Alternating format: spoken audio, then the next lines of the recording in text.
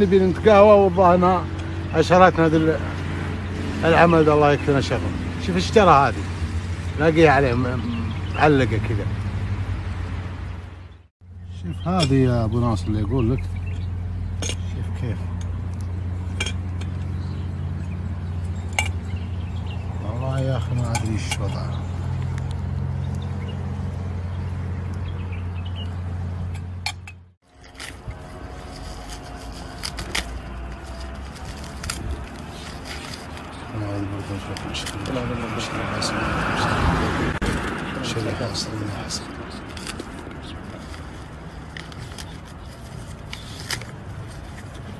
هذا هو السحر. سلمك الله. شوف الطلاسم هذا السحر ها؟ اي نعم ما في شك. هذا هو الله. خوله بنت نجاة. الله يشفيها. الطلاسم والرموز هذه نسأل الله أن يمن عليها بالعافية. آمين. الله سبحانه وتعالى من عليها أن ساقكم إليها ليفك عنها السحر.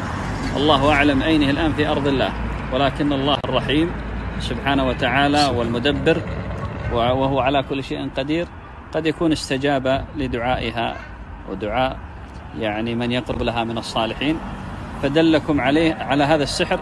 والآن نحن ننفث عليه في الرقى الشرعية ثم نقوم بتمزيقه بإذن الله الواحد الأحد. ونسأل الله